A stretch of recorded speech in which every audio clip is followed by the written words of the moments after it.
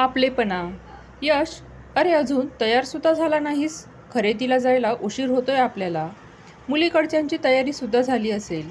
आपण उशिरा जाणे बरे दिसणार नाही. मालती काकू यशला आवाज देत म्हणाल्या. हो आई, मी तयार होत आहे. 10 मिनिटात सर्व आवरून खाली येईल. यश आईला म्हणत होता. इतक्यात त्यांची मोठी सून पल्लवी तिचं सर्व आवरून हॉलमध्ये आली आणि म्हणाली, आई, तसा आपल्याला फारसा उशीर झालेला नाही. अर्ध्या तासाने निघालो तरी वेळेवर पोचू आपण. त्यावर इतक्यात मालतीताईंची नणंद, जी लग्नाच्या निमित्ताने त्यांच्या घरी पाहुणे म्हणून आली होती, ती म्हणाली, अगं पल्लवी, वहिनी बरोबर बोलत आहे. वेळेच्या आधी केलेलं बरं. तसंही यशच्या लग्नातच वहिनीला काय ती हौस पूर्ण करायला मिळते. वहिनीला तुमच्या लग्नात तर काही करायला मिळालं नाही. निदान यावेळी तरी वहिनीला सर्व काही तिच्या मनाप्रमाणे करायला मिळेल. त्यांचे बोलणे ऐकून पल्लवीचा चेहरा पडला. आत्तापर्यंत पल्लवी लग्नाच्या तयारीत मालती काकूंची मदत करत होती. तो उत्साह तिच्या चेहऱ्यावर दिसेनासा झाला. ती काहीतरी कामाचे निमित्त काढून किचनमध्ये निघून गेली. काय तुम्ही पण शारदाताई, आता त्या जुन्या गोष्टी झाल्या आहेत. आता पल्लवी आपल्याच घराचा एक भाग आहे. त्यामुळे आता त्या जुन्या गोष्टी उकरून काढण्यात काही अर्थ नाही. मालती काकू त्यांच्या नंदेला म्हणाल्या. मी तर बाई सहजच बोलून गेली. पल्लवीला दुखवण्याचा माझा हेतू नव्हता. पण यशच्या लग्नाच्या निमित्ताने सुमित आणि पल्लवीच्या लग्नाच्या आठवणी पण ताज्या झाल्या म्हणून बोलून गेले. नणंदबाई म्हणाल्या. आपल्या नंदेचे बोलणे ऐकून मालतीताई भूतकाळामध्ये हरवून गेल्या. सुमितने त्याचं आणि पल्लवीचं प्रेम प्रकरण घरी सांगितल्यावर केवढा गोंधळ झाला होता घरात. तो पल्लवीशी लग्न करण्यावर ठाम होता. मालती काकूंनी सुमितला तेव्हा खूप काही समजावले होते. त्या रागावल्या, चिडल्या. त्यांनी सुमितशी बोलणे सोडून दिले होते. पण सुमित मात्र त्याच्या निर्णयावर अगदी ठाम राहिला. शेवटी नाईलाज म्हणून मालती काकू लग्नाला तयार झाल्या. मग त्यांनी सुमितच्या लग्नाच्या तयारीमध्ये अजिबात भाग घेतला नाही. लग्नाच्या कपडे खरेदीच्या दिवशी तर संध्याकाळी 4 वाजेपर्यंत सुमित मालती काकूंना विनंती करत होता. पण त्या मात्र खरेदीला गेल्या नाहीत. लग्नात सुद्धा पाहुण्यासारख्या त्या एका बाजूला उभ्या होत्या. सुमित आणि पल्लवीला खूप वाईट वाटले होते. पण मालती काकू मात्र त्यांचा राग सोडायला तयार नव्हत्या. शेवटी लग्न करून पल्लवी घरात आल्यावर मालती काकू तिच्याशी तुटकच बोलत होत्या. पण पल्लवी मात्र वारंवार त्यांना खुश करण्याचा प्रयत्न करायची.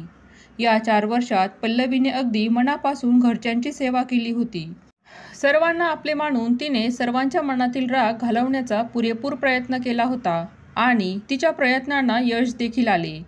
इतर घरच्यांप्रमाणे मालती काकूंनी सुद्धा पल्लवीचा स्वीकार केला होता. आपण सुरुवातीला पल्लवीसोबत चांगले वागलो नाही याची राहून राहून मालती काकूंना वाईट वाटायचे.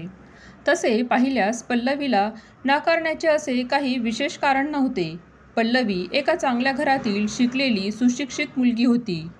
पल्लवी आणि सुमित लहानपणापासूनच सोबत शिकलेले होते. एकमेकांना चांगले ओळखायचे, एकमेकांसाठी पूरक होते. पल्लवीचा स्वभाव सुद्धा खूप गोड होता. मालती काकू कितीही रागात बोलल्या तरीही ती मात्र हसून उत्तर द्यायची. मालती काकूंनी सुरुवातीला पल्लवीचा खूप रागराग केला. त्यांच्या लग्नात सुद्धा मनात आडी ठेवून होत्या त्या. पण पल्लवीने आजवर कधीही तक्रार केली नाही. पण पल्लवीच्या मनातून याचे वाईट वाटत असेल याची मालती काकूंना जाणीव होती. सर्व काही चांगले सुरू होते. मात्र अधूनमधून पल्लवीच्या लग्नाचा विषय निघायचा आणि पुन्हा मालती काकूंना आणि पल्लवी आणि सुमितच्या लग्नात चुकल्याची जाणीव व्हायची. आता यशच्या लग्नाच्या निमित्ताने तर जुन्या आठवणी पुन्हा एकदा आठवायला लागल्या. पल्लवी मात्र हसतमुखाने यशच्या लग्नाची तयारी करत होती. आई, माझं आवरून झालंय, निघायचं का? यश म्हणाला. यशच्या आवाजाने मालती काकू विचाराच्या तंद्रीतून बाहेर आल्या. हो चल, निघूयात.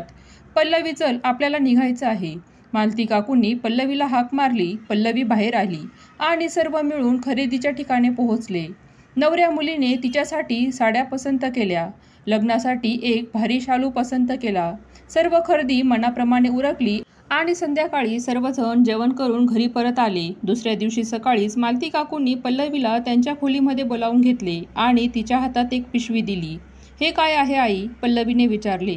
उघडून तर बघ, मालती काकू म्हणाल्या. पल्लवीने उघडून बघितले तर त्यामध्ये एक भारीतला शालू होता. आई, हा तर लग्नाचा शालू आहे. पण काल तर आपण दुसरा शालू घेतला होता. हा दुसरा कोणासाठी? मालती काकूंना म्हणाली. तुझ्यासाठी. माझ्यासाठी? पण आई, पल्लवीला आता बोलणे सुचतच नव्हते. हो, तुझ्यासाठी. तुझ्या लग्नात तुझं कौतुक करताच आलं नाही बघ मला. लग्नात अगदी खाष्ट सासू म्हणून वावरले मी. माझं जरा चुकलंच तेव्हा. तुझ्या लग्नाच्या तयारीत सुद्धा हातभार लावला नाही मी. मला माहिती आहे तुझी खूप इच्छा होती लग्नात माझ्या पसंतीचा शालू नेसण्याची. तेव्हा नाही जमलं, पण यशच्या लग्नात तू हा शालू घाल, मला खूप बरं वाटेल, मालती काकू म्हणाल्या. आई, खरंच थँक्यू. मला हा शालू खूप आवडला आहे. मी अगदी आयुष्यभर जपून ठेवणार आहे हा शालू. कारण आज खऱ्या अर्थाने तुमच्या मनातील राग गेला असं वाटायला लागलं आहे मला. हे बोलताना पल्लवीच्या डोळ्यात पाणी आलं होतं. तुझ्यावर राग नव्हता ग, फक्त थोडा रुसवा होता आणि तो केव्हाच निघून गेला आहे. आता झाले गेले सर्व विसरून पुन्हा नव्याने आपल्या नात्याची सुरुवात करूयात. मालती काकू असे म्हणताच पल्लवीने त्यांना मिठी मारली. 4 वर्ष या क्षणाची तिने वाट पाहिली होती. अखेर तो क्षण आला होता. आज सासू सुनेच्या नात्यांमध्ये आज खऱ्या अर्थाने आपलेपणा आला होता. व्हिडिओमधील कथा आवडली असेल तर प्लीज लाईक